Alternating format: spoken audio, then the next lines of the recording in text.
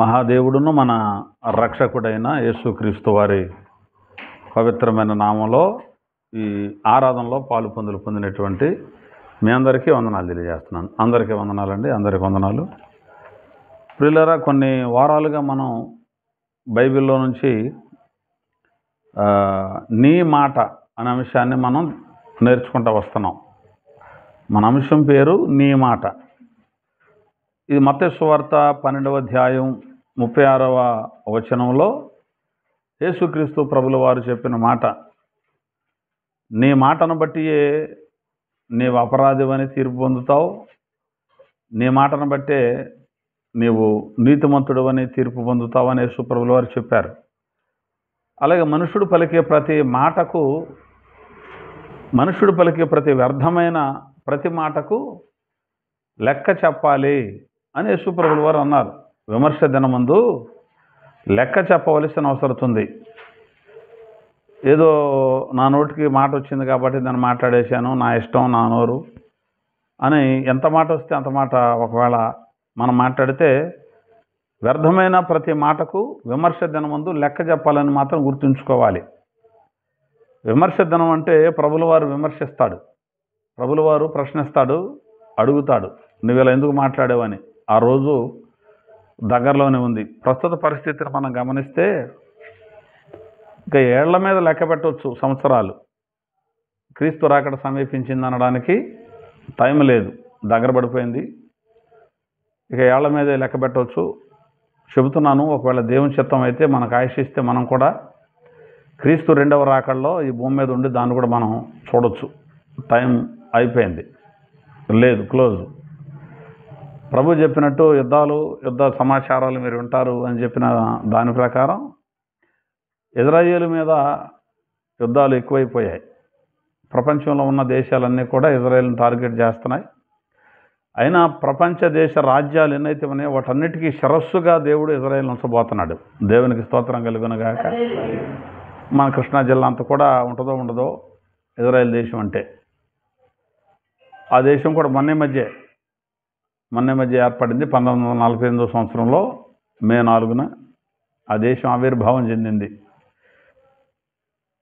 అది ఇంకా 80 ఏళ్ళు కూడా పూర్తి అవ్వాల ఆ దేశం వచ్చి. అయినా దాని టెక్నాలజీ కానీ దాని అభివృద్ధి కానీ చూసి ప్రపంచం నివ్వరబోతుంది. ప్రపంచం ఆ దేశం అయిపోయి చూస్తుంది. ఇప్పుడు యుద్ధాలు ప్రారంభించబడ్డాయి, జరుగుతున్నాయి. త్వరలోనే యెరూషలేములో మందిరం కూడా కట్టబడటం జరుగుద్ది. ఇక తర్వాత యాంటీ క్రైస్టు 7 ఏండ్ల సంధి చేస్తాడు. ఇది త్వరలోనే సంభవిస్తుంది. కాబట్టి ఇవి జరిగిన తర్వాత ప్రభుల వారు అందరిని సమకూర్చి విమర్శించే టైం దగ్గర పడుతుంది. ప్రశ్నిస్తాడు. నోటితో మనం ఏదైనా మాట్లాడామంటే వ్యర్థమైన మాట, దానికి లెక్క చెప్పాలి. అందుకే యేసు ప్రభుల వారు కూడా అన్నారు, నీ మాట అవునంటే అవును, కాదు అంటే కాదు అని ఉండాలి. అంతే. ముందు అవునని తర్వాత కాదులే అనకూడదు. ముందు మాట ఇచ్చి తర్వాత దాన్ని తప్పుకోకూడదు. నీతిమంతుడు తనకు నష్టము కలిగినను మాట తప్పడు. అది బైబిల్ చెబుతున్న మాట.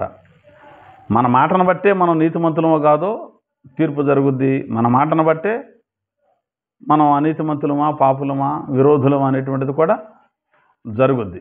కాబట్టి నోరు తెరిచి మాట్లాడే ముందు జాగ్రత్తగా మాట్లాడాలి. కొంతమంది జనాలను చూసినప్పుడు ఎచ్చుకు మాట్లాడతారు. కొన్ని విషయాలు ఎచ్చుకి గొప్పతనానికి మాట్లాడతారు.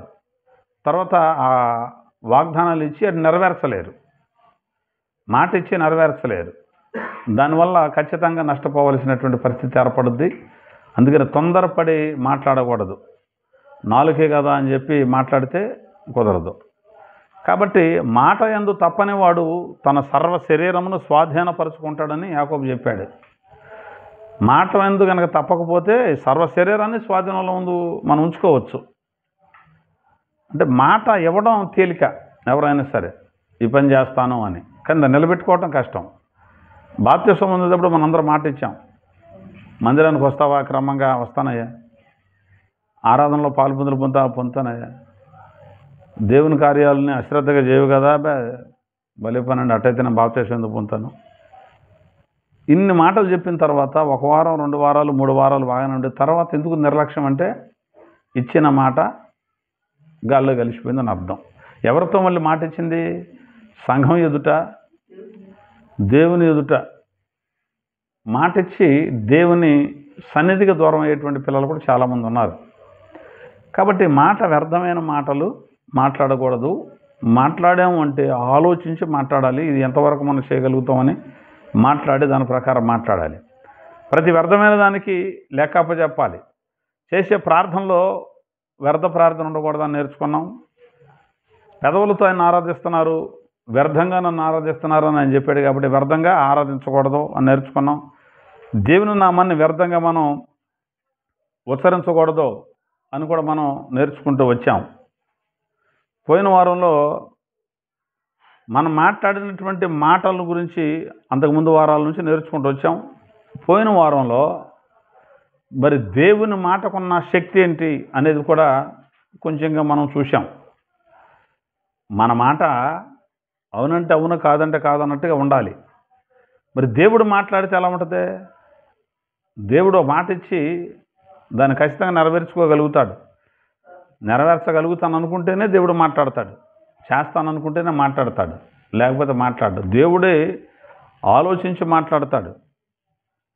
వెండిని గనక పుట్టం వేసి దాన్ని మూసలో పోసి 7 మార్లు ఊది దాన్ని శుద్ధమైన దానిగా ఎట్లా చేస్తారో దేవుని ఆలోచన కానీ దేవుని మాటలు కానీ అలా పుట్టం వేయబడి ఉంటాయి. అన్నిసార్లు అంతగా దేవుడు ఆలోచించి మాట్లాడతాడు. మరి దేవుడే అంత ఆలోచించి మాట్లాడినప్పుడు మరి మనం ఎలా మాట్లాడాలి? మనం ఆలోచన చేద్దాం. రెండవది, దేవుని మాటలో ఉన్నటువంటి శక్తి ఏమిటి, ఆయన మాటలో ఉన్నటువంటి బలం ఏంటి అనేటువంటిది పోయినసారి తెలుసుకున్నాం. మరొకసారి ఆ మాటను ఒకసారి మనం చూద్దాం. లూకాసు వార్త 5వ అధ్యాయం 5వ వాక్యాన్ని ఒకసారి గమనిద్దాం. సీమోను అంటున్నాడు. సీమోను అంటే పేతురు గారి పేరే సీమోను. పేతురు గారికి ఉన్న పేరు ఒకటి పేతురు, రెండవది సీమోను, తర్వాత కేఫా అని కూడా పిలుస్తారు. సీమోను అంటున్నాడు, ఏలినవాడా రాత్రంతా మేము పడితిమి, మాకేమీ దొరకలేదు. అయినను ఇది పాయింట్, అయినను నీ మాట చొప్పున వలలు వేతుమని ఆయనతో చెప్పాను. వారు అలాగూ చేసి విస్తారమైన చేపలు పట్టిరి. చాలు. యేసు ప్రభు నోట్లోంచి వచ్చిన మాట యొక్క గొప్పతనం ఇక్కడ వ్రాయబడింది. సీమోను పేతురు మాట్లాడిన మాటను ఇప్పుడు మనం చదివాం. ఏలినవాడ, మేము రాత్రంతా ప్రయాసపడ్డాం కానీ మాకేమీ దొరకలేదు. అంతేనా? ఏమైనా దొరికినాయా?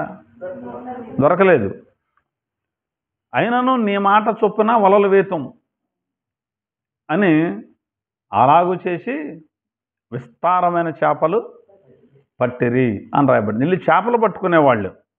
సీమోను పేతురు ఇంకొంతమంది వీళ్ళు చేపలు పట్టడానికి వెళ్ళారట. చేపలు పగల కాదు, రాత్రి పట్టడానికి వెళ్తారు. పగలైతే దొరకమని సముద్రంలో రాత్రిపూట వెళ్ళి పట్టుకొచ్చి ఉదయానికల్లా తీసుకొచ్చి మార్కెట్లో అమ్మేసుకొని జీవనాన్ని కొనసాగిస్తారు. వీళ్ళు జాలరులు. ఆ వచ్చిన చేపల మీద ఆ ఆదాయంతోనే భోజనం చేసి బతకాలి. సాయంత్రానికల్లా భోజనం చేశారు. ఆ సీమోను ఆయన బ్యాచ్ అంతా బయలుదేరారు. చక్కగా వలలు తీసుకున్నారు, సముద్రపు దగ్గరికి వెళ్ళారు, ఆ దోణిలోకి ఎక్కారు, ఆ లోతుకు నడిపించారు. ఎక్కడెక్కడ చేపలు ఉంటాయో, ఏ ఏ ఏరియాలో ఉంటాయో వీళ్ళకి బాగా తెలుసు. ఎందుకంటే చేపలు ఏ టైంలో ఎక్కడ ఉంటాయో ఎరిగిన వారిళ్ళు. వీళ్ళకి ఏం తెలుసు? చేపలు పట్టడం తెలుసు. ఎందుకు తెలుసు అంటే చిన్నతనం నుంచి వాళ్ళ పని అదే. ఇప్పుడు అడవిలో అటు తిరిగి రావాలంటే అడవి అలవాటు ఉండేవాడైతే ఎటు నుంచి ఎటు దారి ఉండదో తెలుస్తుంది. కొత్తోడికి వెళ్తే ఆడికేం తెలుస్తుంది. అలాగే సముద్రంలోకి వెళితే ఎటెళ్ళి ఎటు తిరిగి రావచ్చో, ఎక్కడ ఏమేమి ఉంటాయో చేపలు ఇలా తెలుసు. కాబట్టి ఆ ఏరియాలో చేపలు పడతారు. వెళ్ళారు, సాయంత్రం వెళ్ళిపోయారు, చీకటి పడింది, వలలు వేస్తున్నారు. లాగి చూస్తే ఏమి ఉంటలా. మళ్ళీ వల విసిరారు, లాగి చూసుకున్నారు, ఏమీ ఉంటలా. అలా పడుతూనే ఉన్నారు. తెల్లారిపోయింది, ఉదయం అయిపోయింది. యేసు ప్రభుల వారు మెల్లగా నడుచుకుంటూ వచ్చాడు సముద్ర ఒడ్డున. నడుచుకుంటూ వచ్చారు. తర్వాత వాళ్ళతో మాట్లాడారు. మాట్లాడి అంటున్నాడు, అయ్యా మీ ధోనులు లోపలికి బానిచ్చి కాస్త పడవకి కుడి వైపున వలయండి, చేపలు దొరుకుతాయి అన్నాడు ప్రభు. ఇప్పుడు వాళ్ళ తెలుసుగా, అయ్యా రాత్రి అంతా ప్రయాసపడ్డాం, మాకేం దొరకలేదు, ఇప్పుడు వేసిన ప్రయోజనం లేదు అని వాళ్ళకి అర్థమైపోయింది. కానీ ఈయన చెప్పాడు, ఈయన మాట విందాం అనుకుని నీ మాట చొప్పున వలలు వేతుము. ఎవరి మాట చొప్పున? నీ మాట. మన అంశం నీ మాట. ఇంతకుముందు మన మాట ఎలా ఉండాలనేది నేర్చుకుంటూ వచ్చాం. ఇప్పుడు యేసయ్య మాట యొక్క శక్తి ఏంటో చూడాలి. నీ మాట చొప్పున వలలు వేతుమని అలాగూ చేసి విస్తారమైన చేపలు పట్టిరి అని రాబడింది. విస్తారమైన చేపలు. ఇక వలలు పిగిలిపోయేంత పరిస్థితి వచ్చింది. లాగుతున్నారు కానీ రాట్లా, బలవంతంగా లాగారు. వెళ్ళగాక ఇక వలలు కడుక్కున్న వాళ్ళు బయట ఒడ్డున ఉన్నారు కొంతమంది.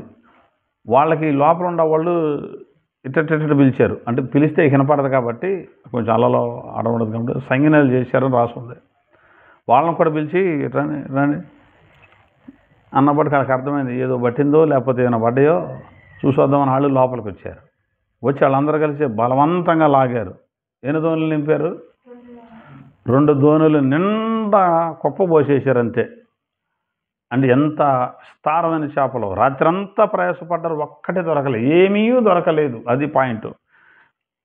ఆయన మాట చొప్పున వలేసి లాగారు, విస్తారమైన చేపలు పట్టేది. ఏమీ లేదు అన్నదానికి విస్తారం అన్నదానికి మధ్యలో ఏముంది? ఆయన మాట కదా. మనం కూడా చదువు అనే ఒక వలేసాం, రాణించలేకపోయాం.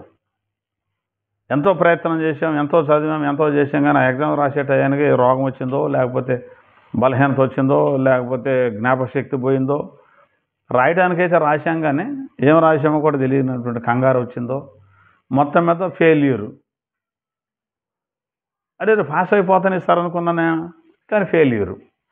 ఉద్యోగం కోసం ప్రయత్నం చేశాం, నాకు ముందు వరకు వచ్చి ఆపేసారు, నాకే లేదు అని మాట్లాడతాం కొంతమందిని.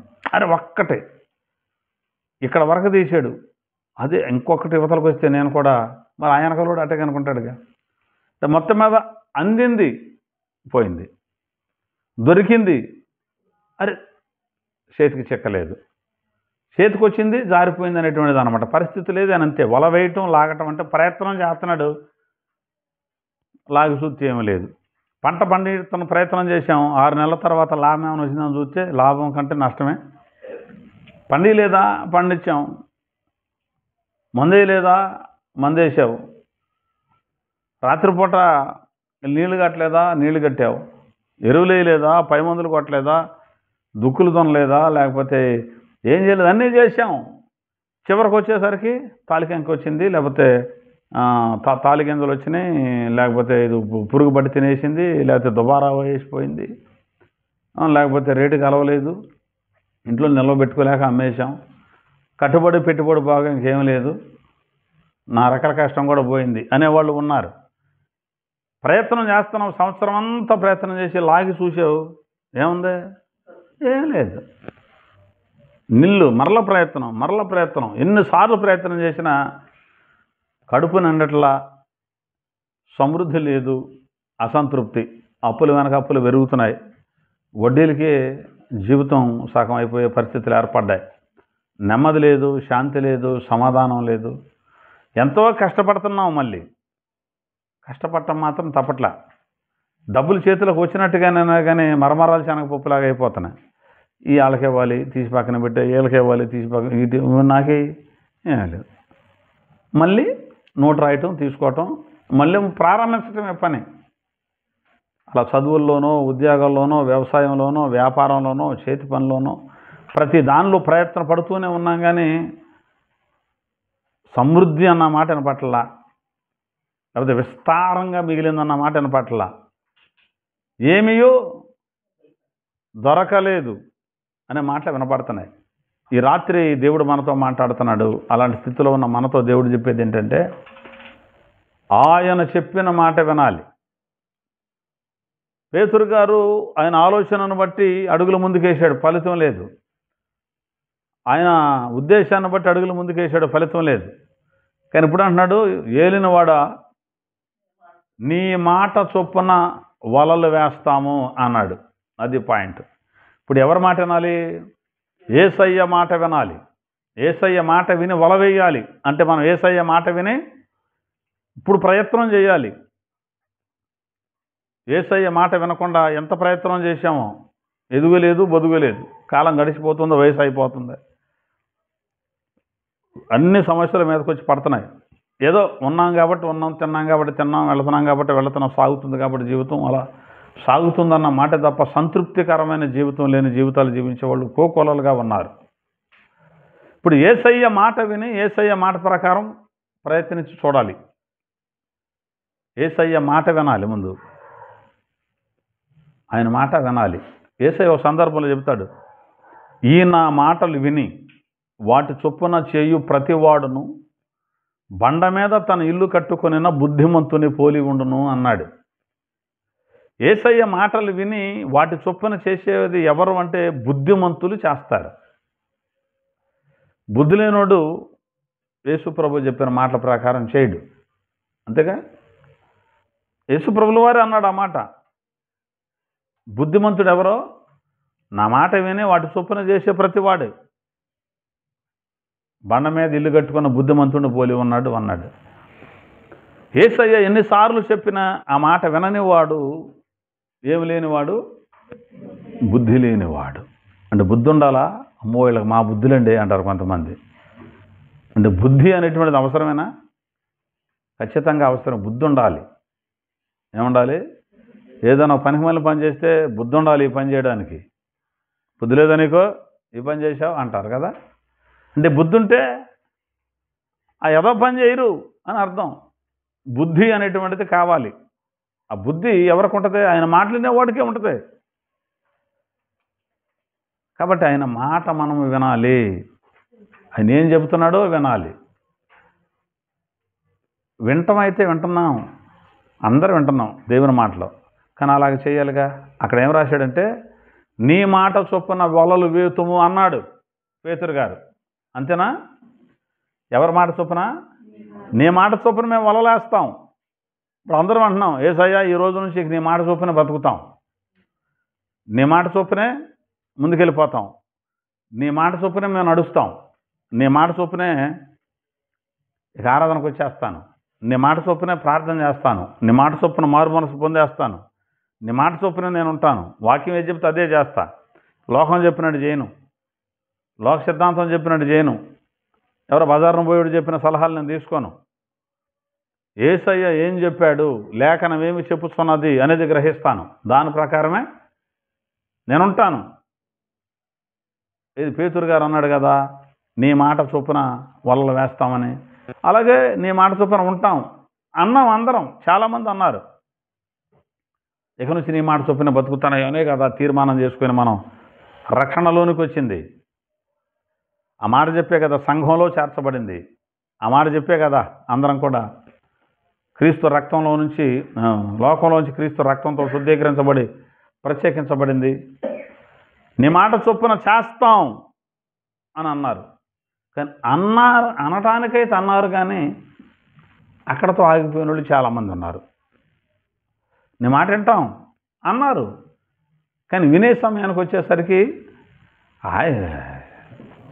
అసలే అన్నాం కానీ కుదిరితే ఏంటి, ఇకేం పని లేవా మాకు, నువ్వు బుధవారం ప్రార్థన పెడితే లేకపోతే శనివారం పెట్టేసి రాలేదంటే అది నిబంధనలో నీకేం తెలుస్తుంది? లేచి ఆ బైబిల్ వాడు చదువుతావు, ప్రార్థన చేసుకుంటావేమో, లేకపోతే ప్రసంగాలు సెట్ చేస్తావేమో, ఖాళీ కూర్చున్నావు. నువ్వు రాలేదంటే అని అడిగితే నేను తిప్పలు పడ్డాను తెలిసి, ఎంతవరం వెళ్ళి వచ్చానో తెలిసేయాలా? ఈరోజు అవునుగా, నేను అక్కడికి వెళ్ళాను, నేను ఇక్కడికి వెళ్ళాను, ఇప్పుడు వరకు పొలంలో దొగాలు వేసి వచ్చాను, నీకేం తెలుసు ఆ బాధ? రాలేదంటే రాలేదు, ఇది ఒకటి తెలిసి ఇక నీకు అక్కడ కూర్చొని మనసులో అనుకోవటం పైకం లేక. నీకేం పని ఉందయ్యా, కూర్చొని బైబిల్ చదువుతావు, సాయంకాలం చక్కగా వాక్యం చెప్తాను కూర్చొని, ఇంకేమైనా పని ఉందా నీకు? ఏం పని లేదుగా. మరి మాకు బోల్డు పనులు ఉన్నాయి, మాకు ఎక్కడ కుదురుద్ది, మాకు ఖాళీ లేదు అంటారు. ఏం లేదు, ఖాళీ లేదు. ఓ దైవజనుడు ఒక మాట చెప్తే నేను విన్నాను, మందిరానికి రావట్లేదంటే ఖాళీ లేదన్నాను. ఎప్పుడు చెప్పినా సరే ఖాళీ లేదు. బైబిల్ చదివేవంటే ఖాళీ లేదు. ప్రార్థన చేసేవంటే ఖాళీ ఎక్కడదే, ఖాళీ లేదు అంటున్నాడు. వాళ్ళ అమ్మ నాన్న చెప్తున్నారు, ప్రార్థన చేసుకోయ్యా, బైబిల్ చదువుకయ్యా, మాతో పాటు ఆరాధనకు రాయ్యా అంటే ఖాళీ లేదు, నాకు ఎక్కడ కుదురుతుంది, ఖాళీ లేదు అంటున్నాడు. ఓ రోజున పడుకున్నాడంట, నిద్రపోయాడు. కల వచ్చింది. ఆ కల్లో ఒక ద్వారం ఒకటి పెద్ద అటు తెరవబడిందంట. అటు వెళ్తున్నాడు. దేవదూతలు ఉన్నారు అక్కడ. ఆగో, ఎక్కడికి వెళ్తున్నావు అన్నారు. అది పరలోకమేగా అన్నాడు. పరలోకం ఎక్కడికి వెళ్తున్నాను అన్నాడు. ఆగు, నీ పేరుందో లేదో చూడాలి లిస్టులో అన్నారు. చూడు అన్నాడు. ఏం పేరు నీ పేరు? పలానా. ఎతికారు, దొరకలేదా? లేదా నా పేరు? లేదయ్యా. మా ఇంటి పేరు పలానా చూడు అంటే, ఇంటి పేరు అంటే కతి అబ్బో, కొంతమందికి ఇంటి పేరు అనగానే అన్నట్టు ఉంటుంది అనమాట. కానీ మా ఇంటి పేరు ఏమనుకుంటా అంటారు. కాబట్టి ఆ పేరు ఇంటి పేరు కొడలేదా? ఇదిగో నేను పలానా చదివా, ఇదిగో నా డిగ్రీలు ఇవి, అవి చూడు. అబ్బాయి కూడా ఏమీ లేవయ్యా. అసలు ఎవరయ్యా పేర్లు రాసేది ఇక్కడ అని అడిగాడు. అయ్యా యేసుప్రభు రాసుకుంటాడు, ఆయనే జీవగ్రంథం ఉంది, దాంట్లో రాసేది ఆయన ఒకసారి పిలుండి అన్నాడు. వచ్చాడు యేసుప్రభు కూడా.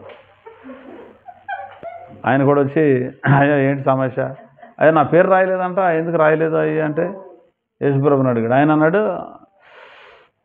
నేను రాద్దాం అనుకున్నాను, నా కుమారుడు నీ పేరు, ఖాళీ లేదు నాకు అనుకుంటున్నాను, రాద్దాం అనుకుంటాం కానీ ఖాళీ లేదు, బోల్డు పనులు ఉండే, నాకు మాత్రం ఇది ఒకటే పనా, నాకు బోల్డు పనులు ఉన్నాయి, ప్రపంచం అంతా చూసుకోవాలి, ఆ లోకాలన్నీ చూసుకోవాలి, అన్నీ చూడాలి, కానీ నువ్వు గుర్తుండవు. రాద్దాం అనుకున్నాం, ఖాళీ లేదు, అందుకే రాయలేకపోయాను.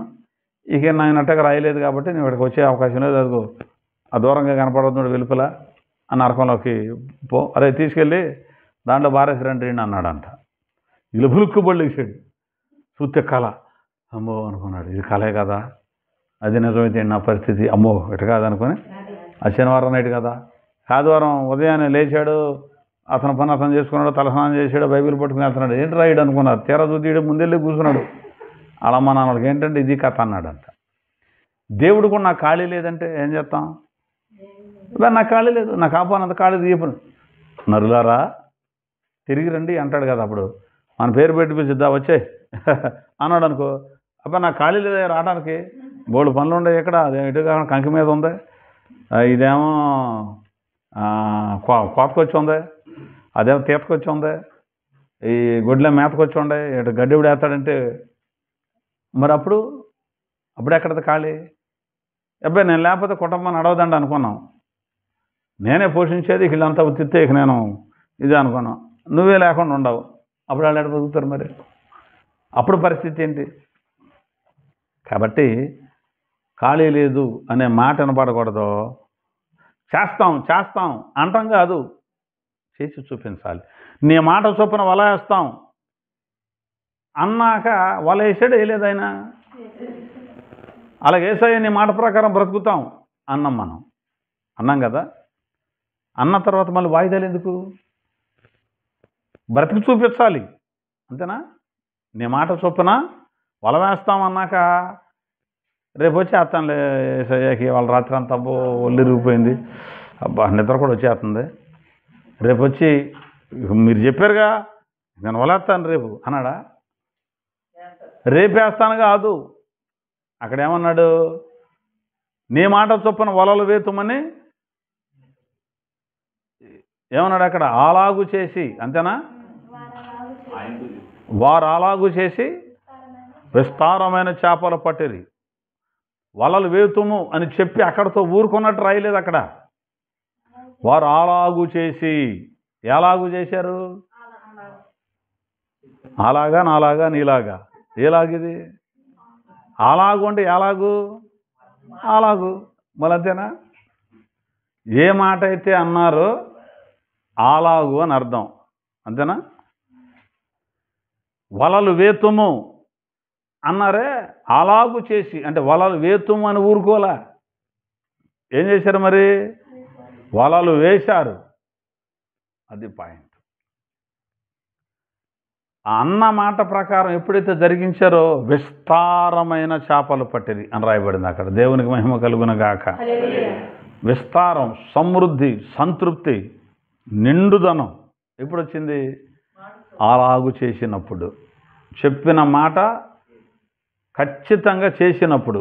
మనం కూడా మాట ఇవ్వడం కాదు దేవునికి, ఆ ఇచ్చిన మాట ప్రకారం మనం చేయాలి.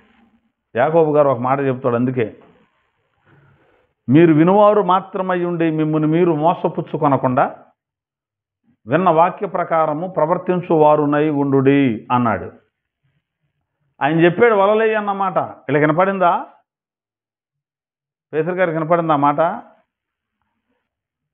వలలు వేయండి అని యేసుప్రభు అన్నప్పుడు వినపడింది, వినపడలేదు? వాళ్ళకే వినపడింది. అప్పుడు వీళ్ళు ఏమన్నారు? వేస్తాము అన్నారు అని ఊరుకున్నారా? వేశారు. అందుకే అద్భుతం చూశారు. అలాగే యేసు ప్రభు మాటలు మనకు వినపట్టలేదా? మనం వింటలేదా? బైబిల్లో చదవట్లేదా? వాక్యాల్లో వింటలేదా? ఏది చేయాలో ఏది చేయకూడదో వాక్యం ద్వారా ప్రతి వారం ప్రతిసారి మనం వింటానే ఉన్నాంగా. అలా విన్నా మనం ఏం చేయాలి? అలాగే చేస్తాం అని తీర్మానం చేసి చేతులెత్తి ప్రార్థన చేసుకుని ఇంటికి వెళ్ళిపోతున్నాం. అలాగే చేస్తాము అన్నది అనుకుని చేసిన దానికి చాలా తేడా ఉంది. ఇక నుంచి అట్టగా ఉంటారండి.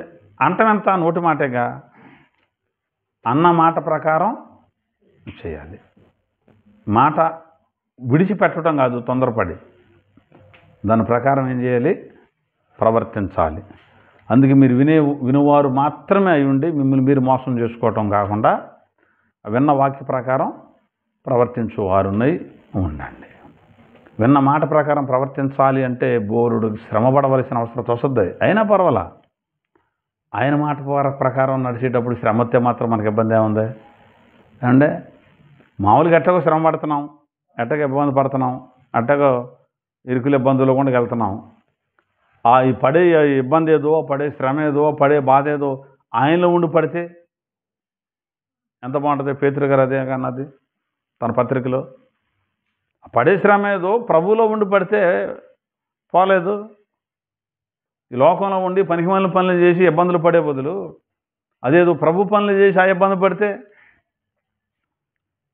క్రైస్తవుడు ఎందుకు శ్రమ వచ్చిందనుకో బాధ వస్తుంది, ఒత్తిడి వస్తుంది, రాని ఏమవుద్ది? కాబట్టి అలాగూ చెయ్యాలి అంటే, యేసయ్య చెప్పిన మాట ప్రకారం చేయాలంటే కొంత తెగింపు అనేటువంటిది ఉండాలి, కొంత ఓపిక అనేది ఉండాలి, పట్టుదల అనేటువంటిది ఒకటి ఉండాలి. అయ్యా ఇప్పటి వరకు నేను ఏదో చేసుకొచ్చాను, ఇక నా ఓపిక లేదు, ఇవాళ నేను రేపు వచ్చి నేను వలేస్తానులే, ఇక నాకు శక్తి చాలదు అనలేదు పేతురు గారు. ఎప్పుడైతే ఆయన చెప్పాడో అప్పుడే ఆ పని చేశాడంతే. మనం కూడా ఈసారికి గ్యారంటీ అండి, ఇప్పుడు వరకు ఏదో అయిపోయిందని కాదు, ఇప్పుడే ఆయన మాట విన్నాం కాబట్టి ఇప్పుడే ఆయన చెప్పినట్టు చేయాలి. లోక మర్యాద చొప్పున కాదు మనం చేసేది, పెద్దల పారంపర్యాచారం చొప్పున కాదు మనం చేసేది, లోక సిద్ధాంతాల చొప్పున కాదు మనం చేసేది, ఆయన మాట చొప్పున చేయాలి. ఆయన ఏదైతే చెబుతున్నాడో అది చేయాలి. అబద్ధం ఆడకూడదు అని చెప్పాడా ప్రభు? ఇక నుంచి ఎన్నోసార్లు చేస్తామయ్యాని ఈసారి అని వాయిదాలు వేయకూడదు. ఆయన మాట చొప్పున చేయటమే. దేవుని మందిరానికి దూరం అయిపోతున్నారు చాలామంది. దేవుని మందిరానికి దూరం అంటే నిర్లక్ష్యమో, లేకపోతే అర్థం కాదు, లేకపోతే ఏమొద్దులే అనేటువంటి భావం అర్థం కాదు, మాకు తెలియని బైబిలా, మాకు తెలియని వాక్యం అను అర్థం కాదు. కానీ చాలా నష్టపోయే ప్రమాదాలు ఉన్నాయి. యేసయ్య రెండవ రాకడ మనం అనుకున్నంత ఈజీగా ఉండదు. ఆయన ఎదుట మనం శక్తి కలిగిన వారి వలె ఉండాలి అంటే, ఆయన వచ్చినప్పుడు మనం ఆయన ముందు నిలబడగలగాలి అంటే, ఇప్పుడున్న ఈ పరిస్థితుల్లోనైతే ఒక్కళ్ళ నిలబడలేరు. ఈ పరిస్థితుల్లో ఒక్కళ్ళ నిలబడలేరు. ఎందుకంటే అసలు ఇచ్చిన మాటకే నిలబెట్టుకునేటువంటి పరిస్థితి ఎక్కడా కనపట్లా. ఇచ్చిన మాట, పాడిన పాటకి వాల్యూ ఉంటలా. ఇప్పుడు ఉదాహరణకి ఒక పాట ఉంది, కూర్చుందును నీ సన్నిధిలో దేవా ప్రతి క్షణమా ప్రతిదినం, ధ్యానింతును నీ నామమును దేవా ప్రతి క్షణం. కూర్చుందును నీ సన్నిధిలో దేవా ప్రతిదినం, ధ్యానింతును నీ వాక్యమును ఎప్పుడు దేవా ప్రతి క్షణం. నిజమేనది. వీళ్ళు రాశారు, పాడుకున్నారు, మనకు నచ్చింది పాడేసాం. ప్రతిదినం నీ సన్నిధిలో కూర్చోం, ప్రతిదినం ఆదివారం ఒకసారి కూర్చో, అక్కడ సంతోషం. అంతేనా? బుధవారం శనివారం కూర్చో, అక్కడ సంతోషం. ప్రతిదినం కూర్చుంటాననేమో చెప్పేశాం ఆయనతో పాట పాడి. అది పాట కాదండి. అందుకనే ఏ పాట బాగా నచ్చింది, అందుకే నచ్చింది పాడేసింది. ఎవరితో చెప్పింది ఇప్పుడు ఈ మాట, ఈ పాట రూపంలో? యేసుప్రభు, కూర్చుంటానయ్యా ప్రతిదినం నీ సన్నిధిలో, అసలు నీ వాక్యం ప్రతి క్షణం ధ్యానిస్తానయ్యా అంటే బుర్రలో నుంచి వాక్యం పోదు, ఎక్కడికి వెళ్తున్నా వాక్యం తిరుగుతుండాలి అనేసాం. పాట రూపంలో చెప్పేశాం ఆయనకి. మరి ఇది అందుకని వ్యర్థమైనటువంటి మాటలకు లెక్కప్ప చెప్పాలన్నది. అందుకే పాడే పాటకు కూడా లెక్కప్ప చెప్పాలి. ఆచార్య ఆర్ఆర్కే మూర్తి గారు అన్నారు, క్రైస్తవులు అబద్ధాలు ఆడడం మానేశారు, అబద్ధాలు పాడడం మొదలుపెట్టారు అన్నాడు. నిజమే కదా అది? అబద్ధాలు ఆడటం మానేశారంట, మరి పాడటం మొదలుపెట్టారంట. ఆడటం మానేరు, పాడటం మొదలుపెట్టారు. ఇప్పుడు ఆడటం మానే పాడటం మొదలుపెట్టిన ఉపయోగం ఏముంది? ఆడటం పాడటం ఏదైనా ఒకటే కదా. నీకోసమే బ్రతుకుతానని పెద్ద తీర్మానంతో పాడుతుంటాం పాటలు. నువ్వు లేకపోతే నేను లేనయ్యా అని మనం మళ్ళీ అంటాం. నీకోసం నేనేం చేశానయ్యా అని మళ్ళదో పాట. ఏమిచ్చానయ్యా నీకోసం ఈ బతుకునిచ్చానని. ఒక్కడినైనా ఒక ఆత్మనైనా రక్షించానా, నేను వెలిగించానా రక్షించానా? ఆయన అడిగితే ఆయన ఏం చెప్తాడు? నువ్వు వెలిగించి ఇది వెలిగించాను, ఇది రక్షించానా, నువ్వు చూపించాల్సింది పోయి వెలిగించానా నేను రక్షించానా అంటే ఆయన అడిగితే ఆయన ఏం చెప్తాడు? నన్ను అడిగితే వేరే సవట అంటాడండా. ఏమి ఇచ్చానయ్యా నీకోసం ఈ బ్రతుకునిచ్చావని.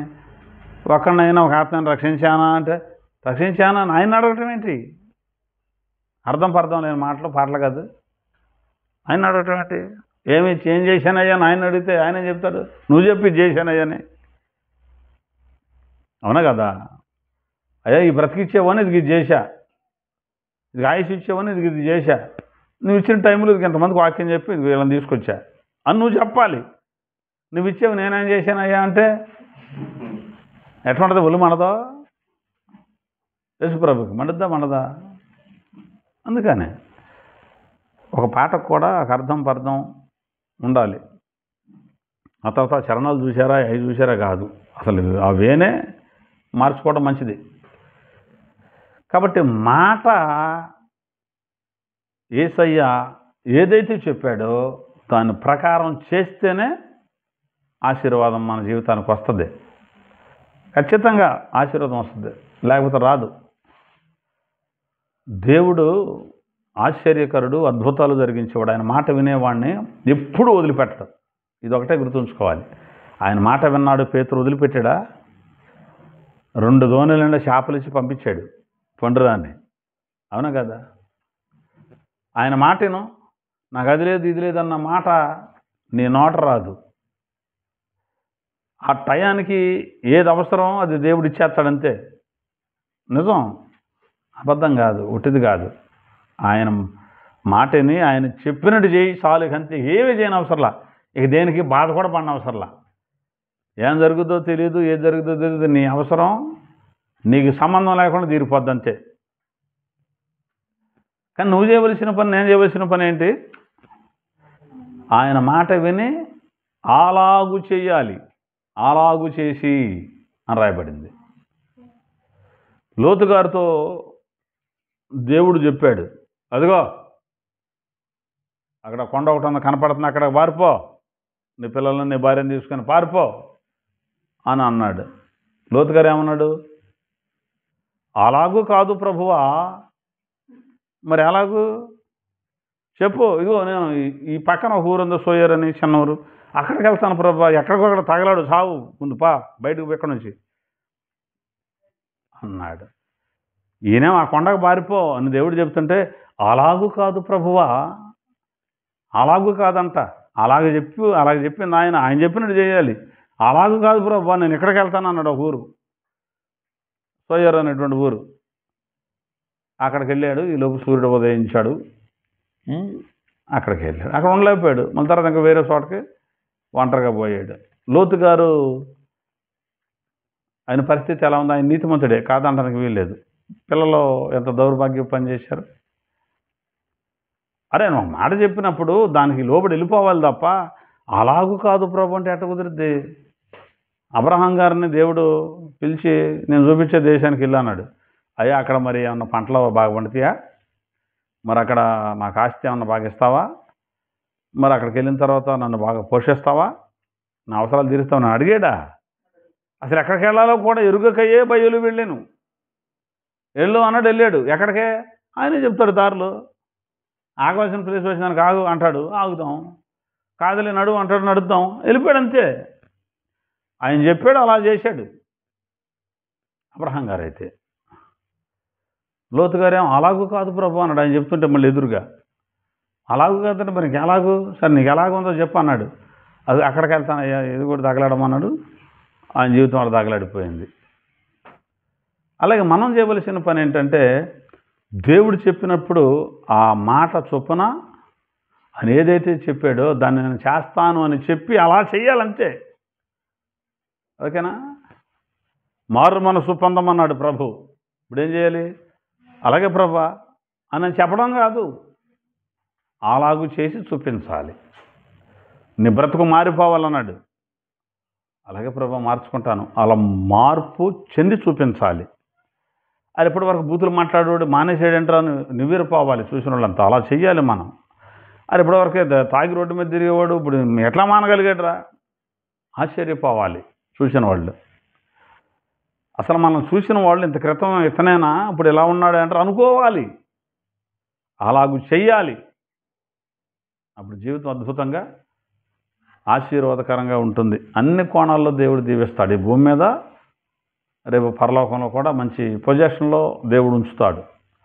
కాబట్టి మాట మాత్రము తప్పకూడదు. ఎంత కష్టం వచ్చినా సరే, ఎంత వ్యతిరేకతలు వచ్చినా సరే, ఎన్ని సమస్యలు వచ్చినా సరే, ఆయన మీద ఆనుకొని ఆయన మీద పునాది కలిగి మనం బ్రతకాలి.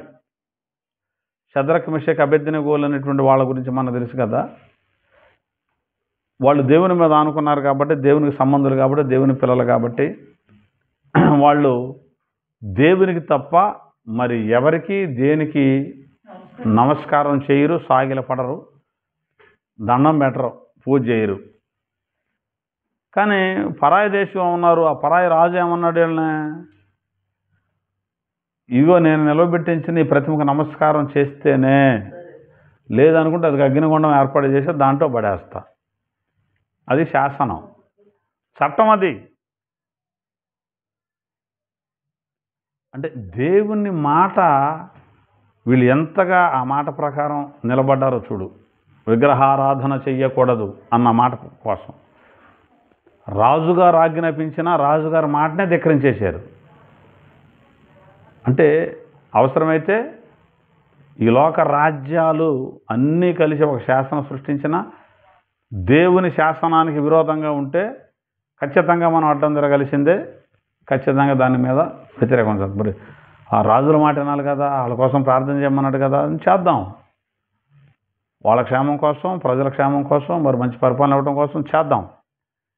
వాళ్ళు వచ్చి అసలు మీ దేవుడిని పూజ చేయొద్దు, ఇది దీన్నే పూజ చేయండి అని వాడు ఒక ఆజ్ఞని తీసుకొస్తే ఊరుకుంటామండి?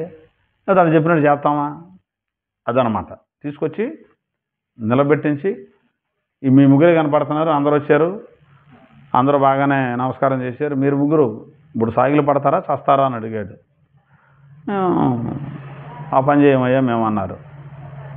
అది అగ్నిగుండం ఎవడ తప్పిస్తాడు మిమ్మల్ని, ఏ దేవుడు వచ్చి కాపాడతాడో చూద్దామంటే అప్పుడు అన్నారు, పేరు పెట్టి పిలిచారు, నెబుకద్నెజరు ఇది బాగా తెలుసుకో, ఈ మాట జాగ్రత్తగా విను. మేము సేవించుచున్న దేవుడు వేడిమి గల ఈ మండు అగ్నిగుండము నుండి మమ్మలను రక్షించి తప్పించుటకు సమర్థుడు. ఒకవేళ ఆయన రక్షించినా రక్షించకపోయినా నీవు నిలువబెట్టించి నీ ప్రతిమకు మేము నమస్కరింపమనియు పూజింపమనియు తెలుసుకో, జాగ్రత్త. నువ్వు నిలబెట్టించిన ఈ ప్రతిమకు మేము నమస్కారం చేయం. ఆయన రక్షించినా రక్షించకపోయినా, అది పాయింట్ ఇక్కడ. ఆయన వేడిమి గల మండు అగ్నిగుండము నుండి తప్పించి రక్షించుటకు సమర్థుడు. ఆయన సమర్థుడే.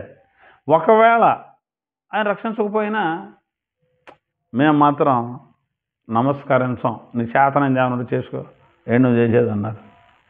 అందుకే ప్రభులు వారు అన్నారు, మీ దేహమును చంపు వారికి మీరు భయపడక మీ దేహమును మీ ఆత్మను కూడా నరకములో నశింపజేయగల వానికి మిక్కిలి భయపడుడి అన్నాడు. అది లెక్క. ఎవరికి భయపడాలి?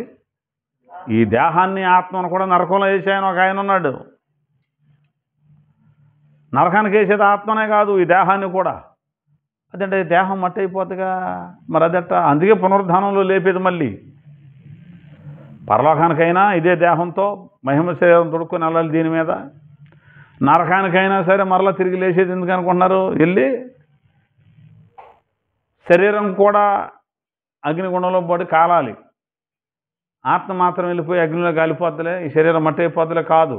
ప్రాణాత్మ శరీరాలతో నరకానికి పోవాలి, లేదు ప్రాణాత్మ శరీరాలతో పరలోకం వెళ్ళాలి. అది లెక్క. కాబట్టి అసలు ఎట్టి పరిస్థితుల్లో కూడా మేము నువ్వు నిలబెట్టిన పెద్ద నమస్కారం చేయం అన్నారు. విగ్రహారాధన చేయకూడదని ప్రభు చెప్పాడు. అలాగే ప్రభు అన్నారు. అలాగే చేశారు వీళ్ళు. ఆ టైం వచ్చినప్పుడు అప్పుడు తప్పుకోకూడదు. అర్థమవుతుందా? మరి మనం మొబ్బొట్టుగా గుడుగుడు బుడుబుడు ఉందనుకో, అమ్మో ఇవాళ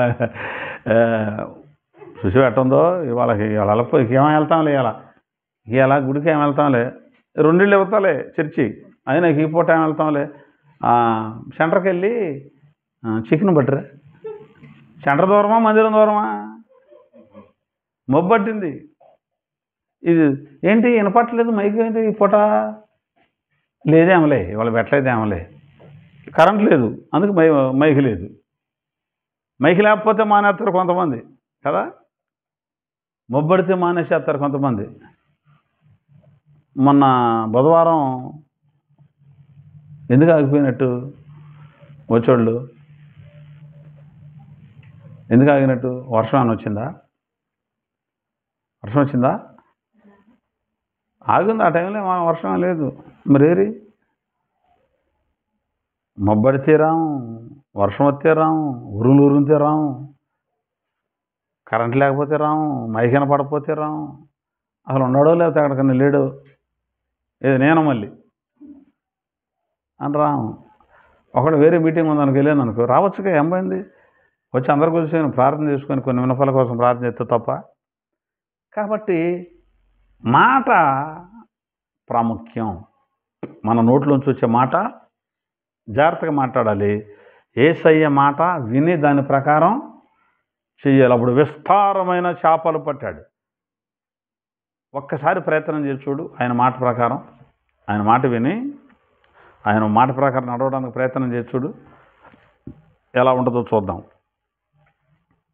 ఎలా ఉంటుందో చూద్దాం. ఒకసారి ఆ ప్రయత్నం చేసి చూడు. నేనైతే ఈ వారం మానేస్తే ఈ వారం ఏమి సబ్జెక్టు పోద్దో, ఇవాళ ఏం చెబుతున్నారు అనిపించేది. ఈ వారం మానేస్తే ఇవాళ ఏ వాక్యం చెప్పారో అది మిస్ అయిపోతాను అనిపించేది. మళ్ళీ అక్కడ 36 అదొక 26 36 కిలోమీటర్లు 36 కిలోమీటర్లు వెళ్ళటం, వాక్యం అంటే మళ్ళీ రావటం. సైకిల్ కూడా వేసుకొచ్చేవాడు నేను. ఛార్జీకి డబ్బులు ఉండాలి లేకపోయినా సరే.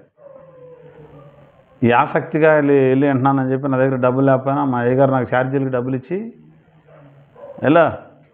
డబ్బులు తీసుకొని వెళ్ళాను. 30 రూపాయలు ఆ రోజుల్లో. ఎక్కడి నుంచి అక్కడికి వెళ్ళటానికి 15, అక్కడి నుంచి ఇక్కడికి రావడానికి 15, ఎక్కడ నుంచి నూజిబీడు వెళ్ళటానికి 5 రూపాయలు, నూజిబీడు నుంచి జంక్షన్కి 10 రూపాయలు, 15 మళ్ళీ ఇంకో 15 రిటర్న్ 30 ఇచ్చేసేవాడు ఆయన. అది ఎందుకంటే 30 రూపాయలు అంటే గొప్ప. ఆ రోజుల్లో పద్దాక పని చేస్తే వచ్చే ఆ 30. అంతే. అలా వాక్యాలు ఎప్పుడు ఏది చెబుతారో అని అటు అటు వింటమే, నోటి చొప్పిన ఏ మాట వస్తుందా అని. అంతే. చెప్పినట్టు రాయటమే. రాసి ఊరుకోవటం కాదు మళ్ళీ.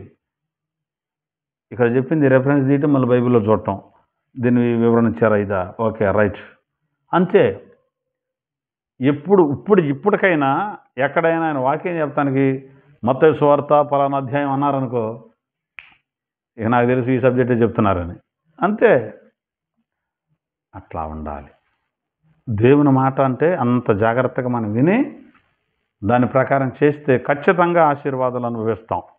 అంత జాగ్రత్తగా వెళ్ళి అంత జాగ్రత్తగా వినబట్టే ఏదో 4 మాటలు చెప్పడానికి ఇవాళ ప్రభువు వాడుకుంటున్నాడు. అంతేనా? కాబట్టి మనం చేయవలసినటువంటి పని ఏంటంటే, మన మాట వ్యర్థమైన మాటలు మాట్లాడితే లెక్క చెప్పాలి, గుర్తుంచుకోవాలి. మరి ఆయన మాట విని అలాగూ మనం చేసినప్పుడు ఆశీర్వాదాలు మనం అనుభవిస్తాం. దేవుడి మాటలు మనందరి వినికిడిలో స్థిరపరిచి బలపరిచి మనలను వాడుకొనుగాక. కళ్ళు మూసుకోండి, చిన్న ప్రార్థన చేస్తాను. ప్రార్థన చేసుకుందాం. ప్రతి ఒక్కరు కూడా కళ్ళు